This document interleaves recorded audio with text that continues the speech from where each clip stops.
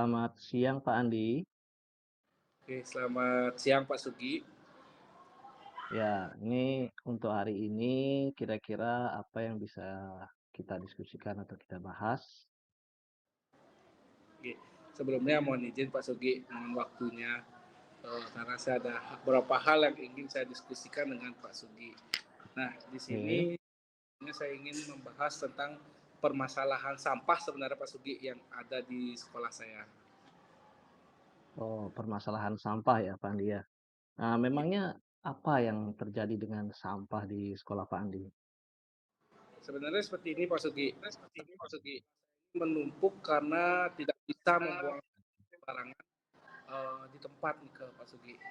Nih, Karena nih. sekolah saya ini daerah perkotaan dan padat seperti itu. Hmm, hmm, hmm, hmm.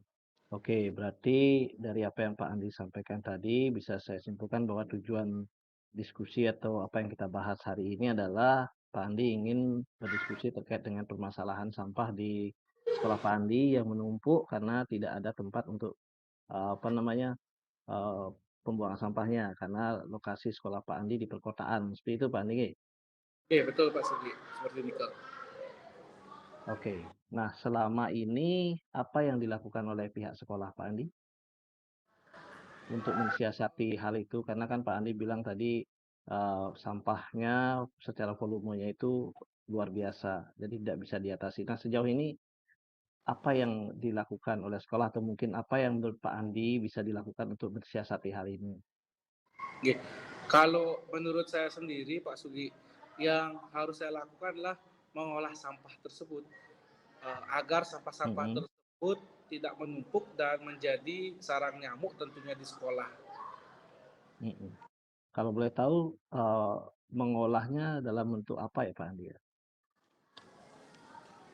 Oke. Kalau dalam pengolahannya mungkin seperti misalnya dari apa ya? Seperti menggunakan sampah-sampah yang masih bisa didaur ulang, itu kita lakukan bersama, kita bisa mengajak siswa, dan kalau kita bisa lihat dari segi ukuran keberhasilan dari pengolahan sampah Mhm. yang kita lakukan ini adalah eh, tentunya harus melibatkan siswa dan peduli terhadap sampah sekolah itu dengan memilah Oke. sampah serta mampu mengolah sampah tersebut sehingga diharapkan saya permasalahan sampah ini dapat teratasi. Oke, berarti tolak ukurnya menurut Pak Andi adalah bagaimana siswa itu bisa peduli ya terhadap sampah-sampah yang ada dengan mengolahnya menjadi barang-barang yang lebih berguna. Seperti itu Pak Andi. Oke, Pak Ya, Sugi. ya. Wah, luar biasa sebenarnya ini Pak Andi, luar biasa. Idenya untuk pengolahan sampah yang tadinya menjadi barang yang tidak bermanfaat menjadi barang-barang yang bermanfaat itu sangat luar biasa dan apa namanya sejalan dengan program pemerintah untuk mengurangi volume sampah ya di lingkungan kita. Baik, nah sekarang pertanyaan berikutnya Pak Andi, jika kita bicara tentang skala ini ya, skala 1 sampai 10. Nah, kira-kira kondisi yang apa, yang ada di sekolah Pak Andi itu ada di skala berapa itu kira-kira Pak Andi? Ya, baik Pak Sugi. Sebenarnya kalau berbicara masalah skala, dalam pengolahan sampah ini masih saya rasakan sangat kurang Pak Sugi. Kalau bisa saya Oke, skalakan, masih berada di posisi 5 kurang lebih Pak Sugi. 5 ya. Oh, berarti 5 itu bisa dikategorikan rendah itu Pak Andi ya? Ya, ya, berarti ini memang sangat urgensi bagi sekolah Pak Andi, bagi Pak Andi sendiri untuk mengatasi permasalahan ini. Nah, sekarang dari sekian banyak, artinya saya percaya bahwa sekolah Pak Andi itu pasti memiliki potensi-potensi ya kan untuk mengatasi permasalahan itu.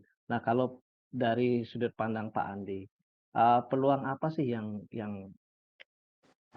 atau potensi apa sih yang bisa dikembangkan oleh sekolah Pak Andi untuk mengatasi permasalahan itu, agar tujuan Pak Andi untuk bisa mengatasi permasalahan ini bisa tercapai. Kira-kira apa peluang atau potensi yang bisa dikembangkan, Pak? Ya mungkin yang baru terpikir ini Pak Sugi ya. Kalau berbicara mengenai pengolahan sampah, memang agak sulit untuk membuat siswa itu menjadi habit atau terbiasa, Pak Sugi. Baik. Namun Oke. kita rangkaikan dengan kegiatan-kegiatan menarik yang dirancang oleh sekolah, secara tidak langsung siswa mungkin akan secara berangsur-angsur akan bisa peduli terhadap lingkungannya, terutama pada sampah. Nah, kalau bisa kita lihat kita sudah mulai akan masuk ke bulan Desember, yang nanti kan Oke. kita akan merayakan hari Natal.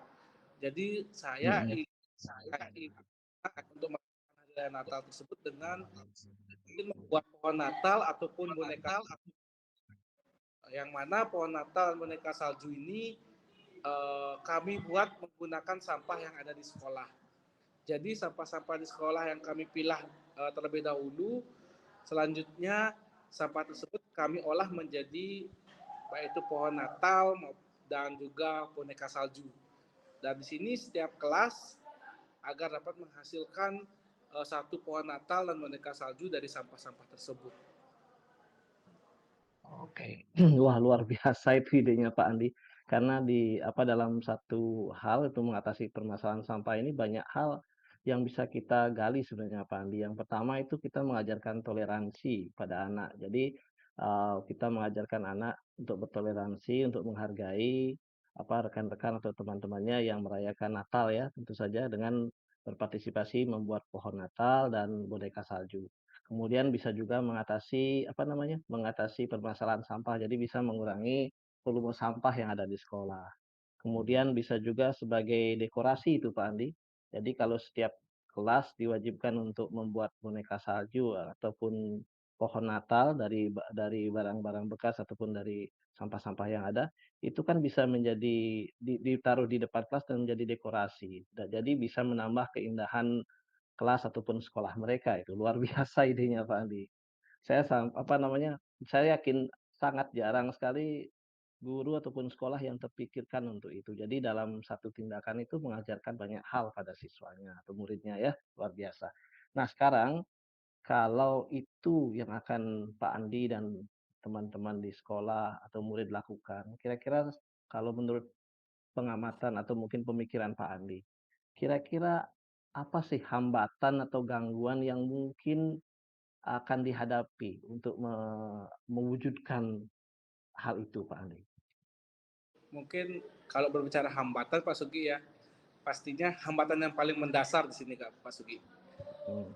Yang paling mendasar itu yang mungkin sering saya temui adalah beratnya untuk memulai hal yang baru dan tentunya memulai hal tersebut untuk uh, memilah sampah itu sendiri.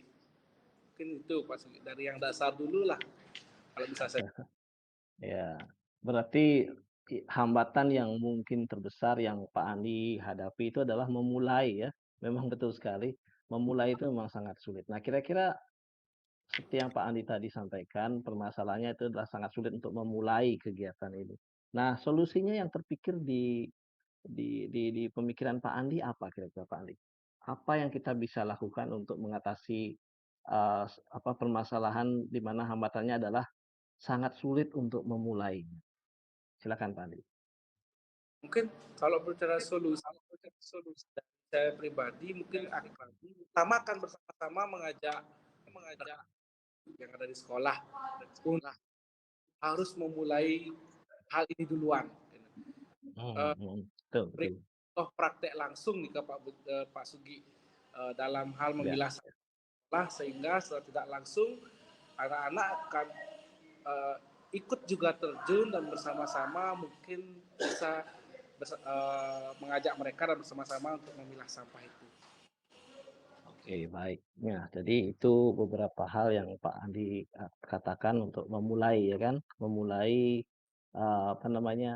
kegiatan itu atau proses itu. Nah, bagaimana kira-kira, apa rencana Pak Andi ke depan agar itu bisa terwujud gitu? Oke, memulai, dari guru misalnya atau mungkin dari praktek langsung di lapangan, kira-kira apa rencana Pak Andi untuk mencapai tujuan tersebut? Ya, mungkin yang pertama di sini Pak Sugi, saya harus menyamakan persepsi tentang misi saya itu untuk Mhm. apa namanya, terlebih dahulu dengan teman-teman pastinya, dengan teman-teman rekan sejawat untuk memulai hal kecil dalam hal pemberantasan sampah di sekolah sudah berkoordinasi dengan kepala sekolah karena akan coba melaksanakan kegiatan dan mungkin dilakukan dengan kegiatan karya siswa dengan menggunakan eh, sampah-sampah yang sudah dipilah itu sendiri. Oke oke, ya saya mulai paham sekarang. Kemudian begini Pak Andi, salah satu permasalahan atau kenapa siswa ataupun sekolah itu enggan untuk melakukan pengolahan sampah itu karena misalnya keterbatasan tempat sampah atau segala macam, jadi itu beberapa hal yang mungkin perlu Pak Andi pikirkan. Nah, kira-kira terkait dengan apa yang saya sampaikan tadi strategi Pak Andi atau apa yang akan Pak Andi lakukan untuk mempermudah pengolahan sampah di sekolah Pak Andi? Silakan. Baik, kalau berbicara strategi, mungkin sama yang paling mendasar dulu strategi yang ingin saya siapkan adalah dengan menyediakan tempat sampah yang berisi tulisan organik, anorganik ataupun sampah limbah Hmm. lain, sehingga mempermudah siswa dalam pemilahan sampah itu sendiri. Di mana kira-kira tempat-tempat sampah itu akan diletakkan Pak Andi? Oke, kalau untuk tempat-tempat sampah akan diletakkan tentunya di tempat-tempat strategis, di titik-titik strategis yang ada di sekolah seperti depan kelas, di seputaran kantin, dan di seputaran halaman sekolah yang tentunya itu merupakan area bermain siswa. Berarti itu yang akan dilakukan di beberapa titik-titik tertentu, jadi siswa akan lebih mudah ya menaruh sampahnya di tempat sampah tersebut. Seperti itu Pak Andi ya? Ya.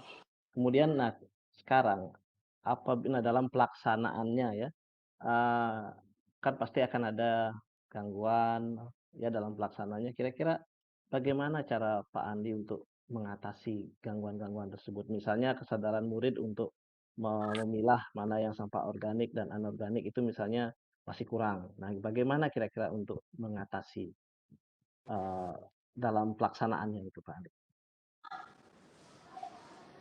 Oke, mungkin gangguan yang mungkin bisa terjadi dalam pelaksanaan nanti itu adalah kebiasaan, Pak Sugi, kembali lagi habit yang belum bisa dilakukan dengan baik dalam pemilahan maupun pengolahan sampah, sehingga eh, solusi untuk bisa mengantisipasi hal tersebut mungkin pelan-pelan, mungkin di sini Pak Sugi, karena tidak bisa semua hal itu bisa dilakukan secara instan, mungkin dari pelan-pelan membiasakan mereka baik itu rekan-rekan teman sejawat maupun dengan siswa untuk mulai belajar memilah sampah dengan disediakannya sudah media-media tempat sampah yang sudah dipisahkan, seperti itu Pak Sudi. Oke, baik. Dari apa yang Pak Andi sampaikan memang betul sekali dalam pengolahan sampah ini kita tidak bisa melakukannya hanya dalam satu 2 kali 2 hari saja Pak ya, tapi ini harus dilaksanakan secara konsisten dan secara berkesinambungan dan tentu saja perlu komitmen yang kuat. Nah, ini terkait dengan komitmen Pak, apa komitmen Pak Andi terhadap rencana pengolahan sampah yang tadi Pak Andi sebutkan itu? Seberapa jauh komitmen Pak Andi untuk melaksanakan hal itu? Kalau berbicara harus melakukan komitmennya, harus melakukan pemilahan secara konsisten di sini. Mhm. Pelajari cara pengolahan sampah dari berbagai sumber serta saling berbagi praktik baik dengan rekan-rekan lainnya. Dan tidak menutup kemungkinan juga beberapa narasumber yang memang ada kaitannya terkait pemilahan sampah itu sendiri. Oke, baik. Nah, mungkin yang terakhir ini, kira-kira nah di sini kan Pak Andi tidak mungkin bekerja sendiri ya.